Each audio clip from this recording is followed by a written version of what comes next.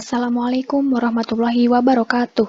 Jumpa lagi di praktikum ke-7 jaringan komputer. Kali ini kita bakal nge-recall atau mengingat kembali tentang materi IPv4 dan IPv6 yang mungkin udah dijelasin di jaringan komputer yang teori. Langsung aja, apa sih IP address? IP address itu, atau yang disebut juga dengan Internet Protocol Address, adalah label numerik yang ditetapkan untuk setiap perangkat yang terhubung ke jaringan komputer menggunakan protokol internet untuk saling berkomunikasi. Artinya, IP address ini merupakan identitas unik yang digunakan perangkat komputer untuk saling berkomunikasi atau berhubungan. Nah, IP address itu ada dua, yaitu IPv4 atau IP versi 4 dan IPv6 atau IP versi 6. Perbedaannya, kalau yang IPv4 dia tuh biner bentuknya. Terus kalau yang IPv6 itu heksadesimal. Terus yang IPv4 32 bit, yang IPv6 128 bit. Yang IPv4 2 pangkat 32 device, jadi dia bisa menampung sebanyak 2 pangkat 32 device atau sekitar 4 miliar device. Terus yang IPv6 bisa menampung 2 pangkat 128 device. Terus yang IPv4 konfigurasinya itu manual, kalau yang IPv6 bisa konfigurasi otomatis. Masuk ke IPv4. Nah, IPv4 itu atau IP versi 4 itu dibagi menjadi 4 ruang yang biasa disebut dengan ruang oktet. Jadi, satu ruang ini satu oktet, satu oktet, satu oktet. Jadi, totalnya ada 4 oktet. Nah, masing-masing dari oktet-oktet ini dibatasi oleh dot atau dotted decimal notation. Tiap oktet itu berkisar antara 0 sampai 255. Tapi biasanya yang bentuknya ini dikonversi jadi biner dulu. Sebenarnya sama sih IPv4 sama IPv6 itu biasanya buat perhitungannya dikonversi ke biner dulu soalnya mesin mengenali biner. Kenapa dibentuk jadi desimal? Supaya kita gampang ngapalinnya. Jadi IPv4 berapa sih? Misalnya 198 bla bla bla bla bla bla kan gampang ngapalinnya kalau desimal. Kalau biner 111 111 kayak gitu kan susah. Nah, kalau satu tadi dibentuk jadi biner ini kan ada 8 ya. Nolnya itu dikonversi di biner jadi 8 bit 0. Terus yang 255 ini angka 1 sebanyak 8 bit. Nah, satu oktet dari IPv4 itu bisa menampung 8 bit. Jadi totalnya itu ada 32 bit. Nah, dari IPv4 ini muncul problem. Dari satu orang aja bisa punya Android, laptop, komputer, TV. Itu kan punya IP masing-masing kan. Sedangkan IPv4 itu cuman bisa menampung 2 pangkat 32 device atau sekitar 4 miliar. Jadi untuk jangka waktu panjang kemungkinan udah kayak nggak bisa menampung lagi, makanya muncul IPv6. Mbak, kenapa kalau udah ada IPv6 kok masih ada IPv4? Ya, karena IPv4 itu masih bisa digunakan sekarang, dan itu lebih praktis dan mudah menghafalnya. Kalau IPv6 kan bentuknya kayak gini contohnya. Nah, itu agak panjang juga, jadi agak susah menghafalkannya. Nah, perbedaan formatnya kalau IPv4 tadi dipisahkan dengan dotted decimal atau dot, kalau yang IPv6 ini dipisahkan oleh titik 2. Lanjut, kita ke modul yang pertama, yaitu Identifying IPv4 Address. Nah, yang ini apa sih network dan host itu? Nah, ini penjelasannya. Network ID itu menunjukkan alamat jaringan atau identitas jaringan. Kalau host ID itu menunjukkan identitas host atau device. Nah, ini ada sedikit analogi. Misal ada perumahan gitu ya. Ini namanya perumahan Gria Safira gitu misal. Pasti tiap rumah itu kan punya nomor rumah yang berbeda antara satu sama yang lainnya. Keterkaitannya dengan jaringan, misal ini perumahan itu satu jaringan, kan perumahan ada banyak kan. Misal perumahan Gria Safira ini sebuah jaringan. Maka nama perum Gria Safira itu jadi network ID-nya, terus nomor rumah dari masing-masing rumah itu kayak D1, D2, D3, D4 itu host ID-nya gitu. IP address pada host-host tersebut harus menggunakan network ID yang sama. Sedangkan host-host tidak boleh sama dalam suatu network ID. Kayak gini analoginya. Device yang satu ini sama device 2 sama device 3 itu ada kesamaan pada 3 oktet yang awal. Nah, yang 3 oktet awal ini namanya network ID. Terus yang oktet keempat kan beda 1, 2, 3 itu namanya host ID.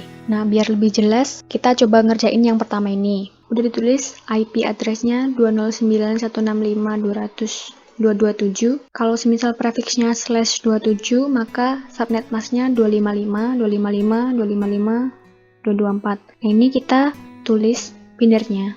Kita copy yang IP address dan subnet mask yang bagian biner. Lalu buat nyari networknya, kita N-kan antara IP address dan subnet masknya. Operasi N masih ingat kan ya? Nah, ini udah ketemu networknya, tinggal kita konversi jadi bilangan desimal lagi. Lalu buat broadcastnya kita copy dari yang network. Lalu untuk netmasknya, digit yang ke 0 ini akan otomatis menghasilkan 1 pada broadcast address-nya. Jadi ini diganti jadi 1111 gitu. Terus buat network hostnya tadi, kita lihat dari subnet masknya.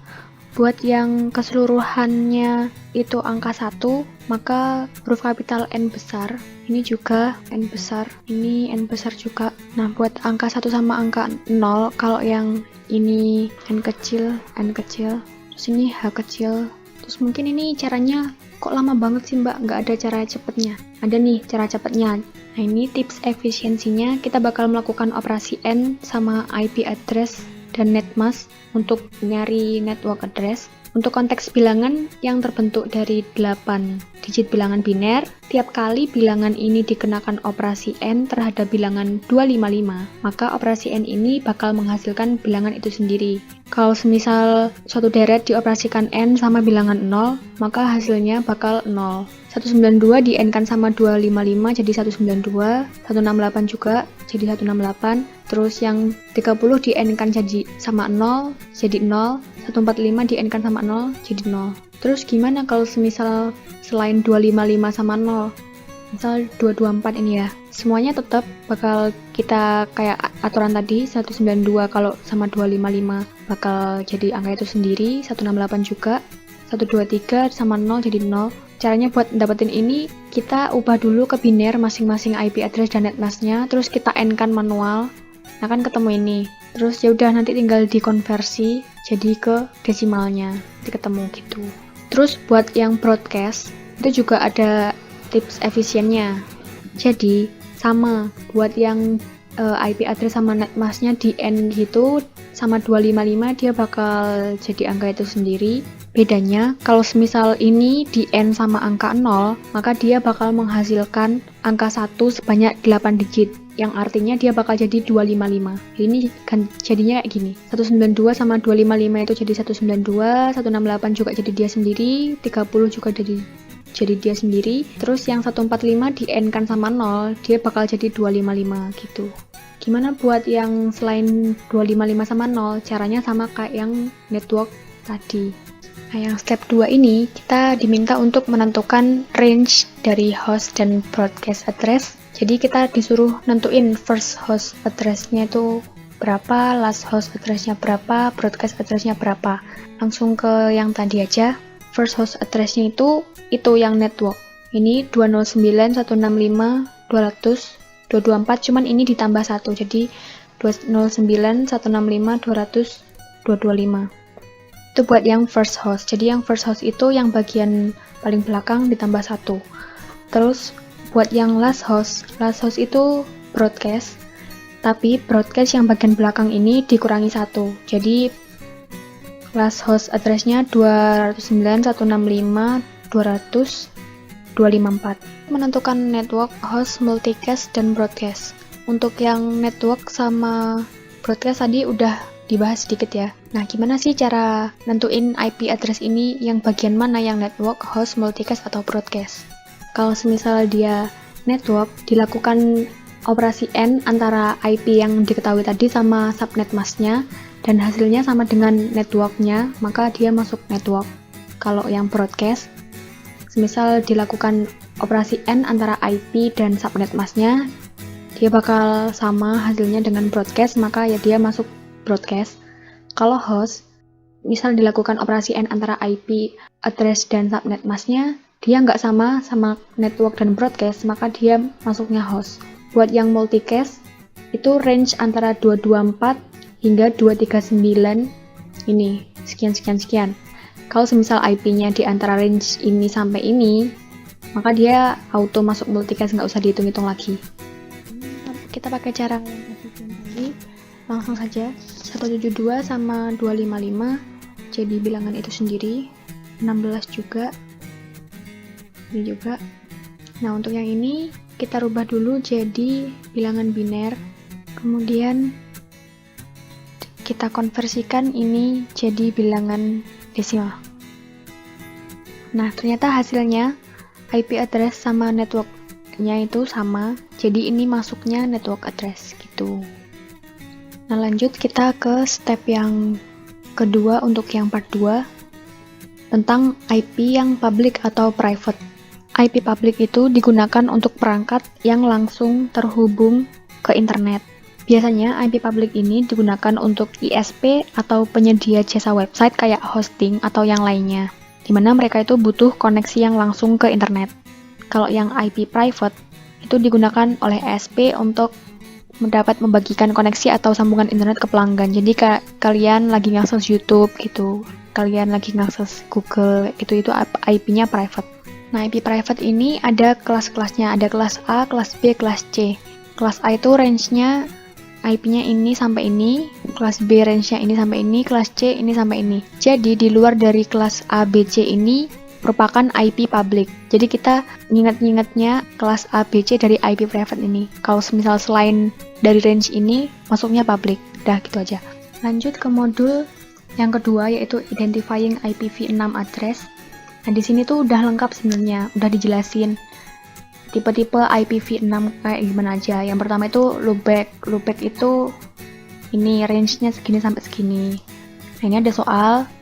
Nanti kalian tinggal nyocokin aja sama yang ini. Dia termasuk apa gitu. Oh ya, untuk yang titik 2 ini, itu penjelasannya ada di bawah. Jadi karena IPv6 ini sangat panjang, mengkompres IPv6. Nah, ini udah dijelasin, 0000 ini bisa diringkas jadi 0, 000 ini jadi 0, gitu. Jadi kita bisa menghilangkan bagian 0-nya. Jadinya kayak gini, titik 2, titik 2, 1. Jadi kalau semisal ada IPv6 yang titik 2 ini, dia merepresentasikan 00000 gitu. Terus yang ini, semisal di sebuah hektet, ini namanya hektet ya. Di sebuah hektet itu ada nolnya, juga bisa dihilangin jadi kayak gini. Itu berlaku kalau semisal nolnya ada di luar angka, bukan yang di dalam angka. Misal kalau di dalam angka maksudnya kayak gini, 0501. Nah, 501 ini, 0 yang ini nggak bisa dihilangin, nanti beda IP, beda arti. Jadi yang di sebelah kirinya 501 ini bisa dihilangin.